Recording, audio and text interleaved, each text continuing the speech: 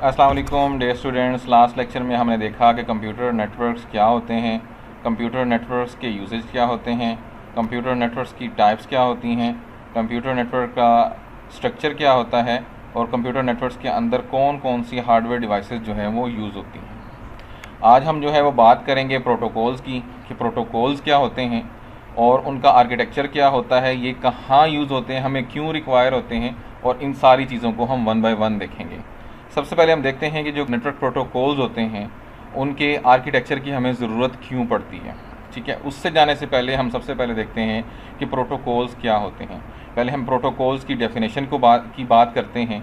कि जो प्रोटोकॉल्स होते हैं वो कोड ऑफ प्रोसीजर्स होते हैं, ये बिहेवियर्स होते हैं जो किसी फर्म के अंदर या किसी जो है वो ऑर्गेनाइजेशंस के अंदर या जो है किसी कन्वर्सेशन के अंदर जो है यूज़ होते हैं। सेट ऑफ रूल्स होते हैं जिनके तहत जो है कोई कम्युनिकेशन होती है, चाहे वो सिंपल जो है वो किसी लैंग्वेज की कम्युनिकेशन हो, चाहे जो है वो इलेक्ट्रॉनिकली जो है वो डाटा हम जो है वो एक नोड से दूसरे नोड के अंदर जो है वो शेयर कर रहे हों। तो ये जो सेट ऑफ रूल्स होंगे कि जो डिफ़ाइन करेंगे कि हमने किस तरह कम्युनिकेट करना है, इसको हम जो है वो प्रोटोकॉल कहते हैं। अगर हम अब कंप्यूटर की बात कर लें तो कंप्यूटर के अंदर जो है जो डाटा होता है हमारा इलेक्ट्रॉनिकली जो है वो ट्रांसफ़र होता है एक नोड से दूसरे नोड के अंदर, जो है वो कंप्यूटर नेटवर्क्स के अंदर। तो वो डाटा की जो ट्रांसमिशन होगी वो किन रूल्स को फॉलो करते हुए, किस तरह जो है वो एक सेंडर जो है वो पैकेट्स को जो है वो सेंड करेगा और वो किस तरीके से जो है वो किस रूट से गुजरेंगे, और उसके बाद जो रिसीविंग डिवाइस होगी वो किस तरह उस पैकेट को रिसीव करेगी, किस तरह उसको जो है वो कन्वर्ट करेगी। ये सारे के सारे जो रूल्स होते हैं इसको हम जो है वो प्रोटोकॉल्स कहते हैं। जब किसी दो पार्टीज़ के दरमियान में जो है वो कोई टास्क परफॉर्म होती है, कोई कम्युनिकेशन होने जा रही होती है, कोई बातचीत हो रही होती है, तो वो एक कॉमन सा जो सेट ऑफ रूल्स होते हैं जो कि ऑलरेडी डिज़ाइंड होता है उस टास्क के लिए, उसको जो है वो फॉलो करते हैं। उसको फॉलो जो है वो हम पहले कह चुके हैं कि जो प्रोटोकॉल हैं वो सेट ऑफ रूल्स होते हैं, और जो कन्वेंशंस होते हैं, ट्रेडिशंस होती हैं जिसके कार से हम जो है वो चीज़ें आपस में कम्युनिकेट होती हैं, और जो डिफरेंट टास्क होती हैं वो डिफरेंट प्रोटोकॉल्स को यूज़ करती हैं कि हम डिफरेंट रूल्स के लिए, मतलब अगर हमने अब कम्युनिकेशन करनी है इंग्लिश के अंदर तो उसके डिफरेंट जो है वो प्रोटोकॉल्स होंगे। उर्दू के अंदर बात कर रहे हैं तो उसके सेंटेंस और उसकी जो है वो ग्रामर वगैरह डिफरेंटली होगी। चाइनीज़ में बात कर रहे हैं तो उसकी डिफरेंट होगी। तो इसी तरह अब हमने जैसे सपोज़ अगर हम जो है वो इलेक्ट्रॉनिकली बात करें तो अगर हम बात कर रहे हैं, हमने जो है वो हाइपर डॉक्यूमेंट सेंड करने हैं, उसके लिए हम HTTP रूल्स यूज़ करते हैं। हमने जो है वो ईमेल्स, सिंपल ईमेल्स को सेंड करना है तो उसके लिए हम जो है वो सिंपल मेलिंग ट्रांसफ़र प्रोटोकॉल जो है वो हम यूज़ करते हैं। तो इसलिए डिफरेंट चीज़ों को परफॉर्म करने के लिए डिफरेंट जो प्रोटोकॉल्स होते हैं वो यूज़ होते हैं। हम बात करते हैं प्रोटोकॉल के फ़ीचर्स की बात करते हैं तो इसके 3 फ़ीचर्स होते हैं। उसमें एक सिंटैक्स होता है, एक सिमेंटिक्स होता है और एक टाइमिंग होता है। सिंटैक्स क्या होता है कि जो डाटा यूज़ हो रहा है, अगर हम इलेक्ट्रॉनिकली बात कर रहे हैं, हम एक नोड से दूसरे नोड के अंदर डाटा जो है वो ट्रांसफ़र करने की बात कर रहे हैं, तो डाटा के जो ब्लॉक्स होंगे उनका फॉर्मेट क्या होगा, हेडर कहाँ पे होगा, मैसेज एग्जैक्टली कहाँ पे होगा, जो है वो एड्रेस कहाँ दिया होगा, सारी चीज़ें जो हैं ये कहाँ कहाँ पे प्लेस करेंगे, इसको हम कहते हैं सिंटैक्स। ठीक है, सिमेंटिक्स क्या है कि इसके अंदर कंट्रोल्स इन्फॉर्मेशन होती है कि इसके अंदर छोटे छोटे जो ब्लॉक्स होते हैं उनकी मीनिंग क्या है, उनका मतलब क्या है, उसका जो है वो क्या यूजेज है, तो ये मतलब होता है। और जो टाइमिंग होती है टाइमिंग के अंदर जो है 2 चीज़ें होती हैं। ठीक है, एक तो जो है कि आपने इन्फॉर्मेशन किस वक्त जो है वो डाटा को सेंड करना है, और सेकेंडली ये है कि डाटा को जो सेंड करना है वो कितना फास्टली सेंड करना है, हाउ फास्ट और व्हेन जो है ये डाटा सेंड किया जाता है, ये इसके अंदर टाइमिंग के अंदर आता है। ठीक है, अब हम एग्जांपल की बात करते हैं। मैं ऑलरेडी जो है बता चुका हूँ कि सपोज़ जो है हमने वेबसाइट ब्राउज़ करनी है और हमने जो है वो हाइपर टेक्स्ट जो है वो डॉक्यूमेंट्स को सेंड करना है, तो उसके लिए हम HTTP hyper text transfer protocol जो है, ये प्रोटोकॉल हम जो इसको यूज़ करेंगे इस कम्युनिकेशन के लिए। हमने जो है वो सिंपल ईमेल सेंड करनी है तो उसके लिए हम जो है वो ईमेल क्लाइंट के ऊपर जो सॉफ्टवेयर होंगे उस पर को जो है हम SMTP simple mailing transfer protocol servers जो हैं उनके साथ हम लिंक करेंगे और हम SMTP जो है वो प्रोटोकॉल यूज़ करेंगे, सिंपल मेलिंग ट्रांसफ़र प्रोटोकॉल हम इस कम्युनिकेशन के अंदर जो है वो यूज़ करेंगे। अब जैसे जो है वो BitTorrent प्रोटोकॉल हमने यूज़ करना है, ये नया जो है वो प्रोटोकॉल है, तो उसके लिए हम जो है वो डिफरेंट जो है वो rules, set of rules use करते हैं। अब TCP है, ट्रांसमिशन कंट्रोल प्रोटोकॉल जो है, ये इंटरनेट के ऊपर, होस्ट के ऊपर जो है वो रिलायबली हम जो है किस तरह डाटा को जो है वो ट्रांसमिट करते हैं, डाटा के जो पैकेट्स होते हैं वो किस तरह रिकॉल होते हैं, और अगर जो है वो इंटरनेट के अंदर जो है वो अगर वो गुम हो जाएं ड्यूरिंग ट्रांसमिशन, जो है वो लॉस्ट हो जाएं या उनके अंदर चेंजेस आ जाएं, तो उनको किस तरह रिकवरी करते हैं, ये सारे के सारे जो सेट ऑफ रूल्स होते हैं ये TCP के अंदर होते हैं। सिमिलरली जो है अगर हम जो है वाईफाई यूज़ कर रहे हैं, वाईफाई का जो है वो IEEE 802.11 जो है उसका प्रोटोकॉल है वाईफाई का, और इसके अंदर जो है वो कितने जो है नंबर ऑफ़ डिवाइसेस और जो हैं वो वाईफाई नेटवर्क के अंदर होंगे, ये सारे के सारे रूल जो हैं वो उसके अंदर होंगे। किस तरह डाटा जो है वो कन्वर्ट होगा सिग्नल्स के अंदर, फ्रीक्वेंसी के अंदर, रेडियो फ्रीक्वेंसी के अंदर, और रेडियो फ्रीक्वेंसी जो है वो ओरिजिनल मैसेज के अंदर कन्वर्ट होगी। ये सारी चीज़ें, ये सेट ऑफ रूल्स हैं, ये इसके अंदर होंगे। तो डिफरेंट जो कम्युनिकेशंस हैं वो डिफरेंट सेट ऑफ रूल्स जो है वो उसको फॉलो करती है। ठीक है, अब हम देखते हैं कि जो प्रोटोकॉल आर्किटेक्चर होता है ये क्यों रिक्वायर होता है। बहुत सारी हमारे पास जो है वो नेटवर्क की एप्लीकेशंस होती हैं, और हर एप्लीकेशन जो होती है उसको हम स्क्रैच से, मतलब उसको ज़ीरो से जो है हम सारा का सारा वो वे आउट हर कम्युनिकेशन के अंदर जो है वो A to Z हम नहीं बना सकते। ठीक है, तो हम ऑलरेडी, जैसे मैंने कहा कि हमारे पास जो प्रोटोकॉल्स बने हुए हैं, हमारे पास जो कन्वेंशंस बनी हुई हैं, उसके अकॉर्डिंग जो है हमको उसको फॉलो करते हैं। उसको हम अगर हम करते हैं, उसको नीड क्यों हमें पड़ती हैं, वो ये है कि what command should be supported, कौन सी कमांड जो है वो किस प्रोटोकॉल के अंदर जो है वो सपोर्टेड है, how to respond each command, कि अब किस प्रोटोकॉल के अंदर कौन सी कमांड को किस तरह जो है उसके ऊपर एक्शन लेना है, उसको किस तरह रिस्पॉन्ड करना है, उसको किस तरह जो है उसके ऊपर रिएक्ट करना है, how to identify the two pair application, के जो है वो अगर दो पेयर एप्लीकेशन जो है वो अगर आ जाती है तो उसको किस तरह जो है वो आइडेंटिफाई करना है। कंप्यूटर जो है वो एक से ज़्यादा जो एप्लीकेशंस को रन कर सकता है।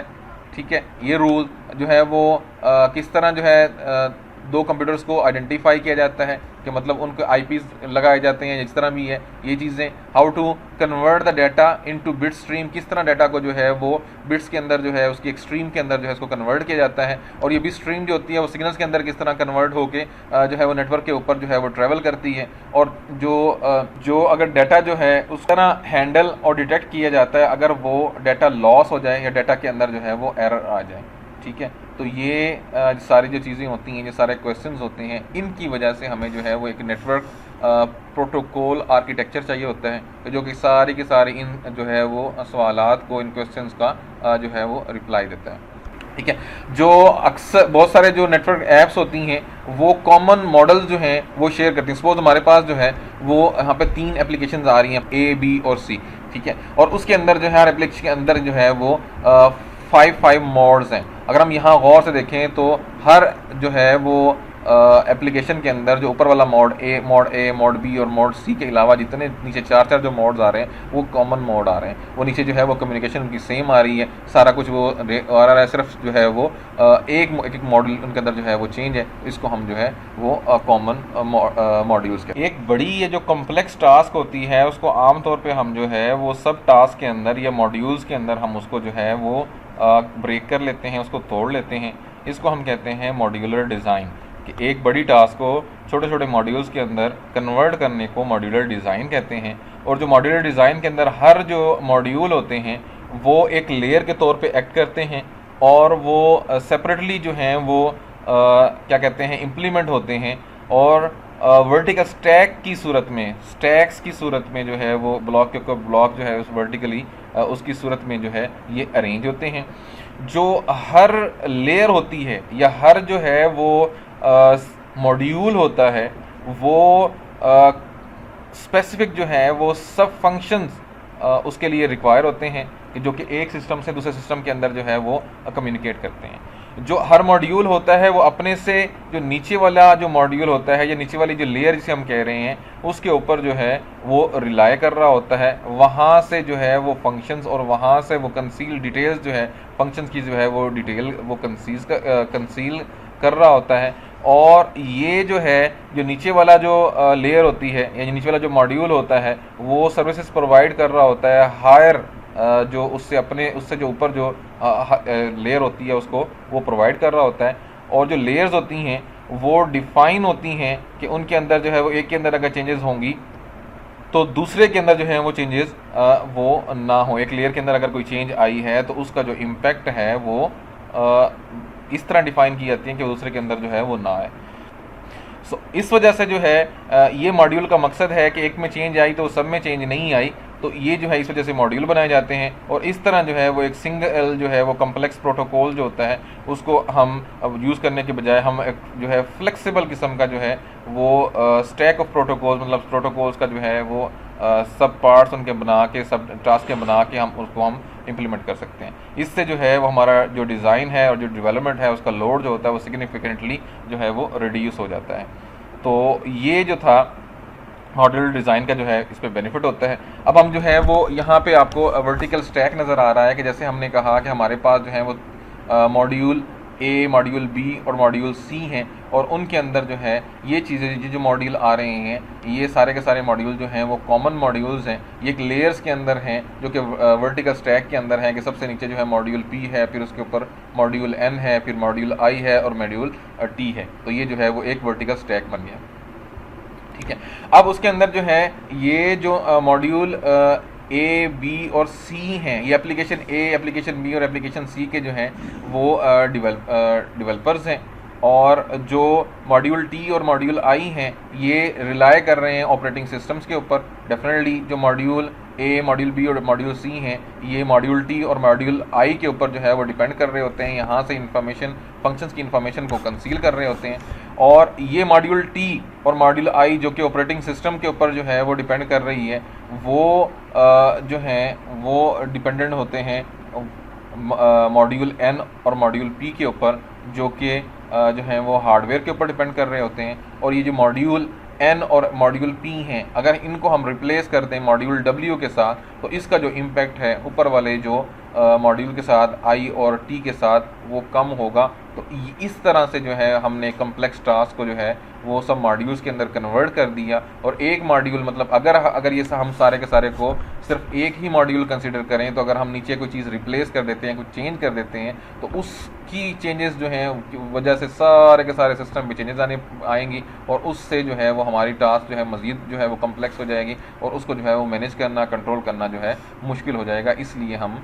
इस वजह से जो हमारे मॉड्यूल्स का हम जो है उसमें कॉन्सेप्ट लेते हैं और उसको जो है मॉड्यूल्स के अंदर कन्वर्ट कर लेते हैं। ठीक है, अब मिसाल के तौर पे हम एक मिसाल देखते हैं कि हमारे पास जो है वो एक चाइनीज़ पर्सन है और उसने कम्युनिकेट करना है स्पेनिश पर्सन के पास। ठीक है, एक बंदे को जो है वो चाइनीज़ आती है और एक बंदे को सिर्फ जो है स्पेनिश आती है। तो अब वो आपस में किस तरह कम्युनिकेट करेंगे? कम्युनिकेट करने के लिए उनके दरमियान में जो है वो कोई सेट ऑफ रूल्स डिफाइन हो। अब दोनों में अलग अलग सेट ऑफ रूल्स हैं, दोनों एक तरह की जो है वो सेंटेक्स मेंटिक और जो है वो उस चीज़ों को नहीं जानते। तो इसलिए वो क्या होगा कि जो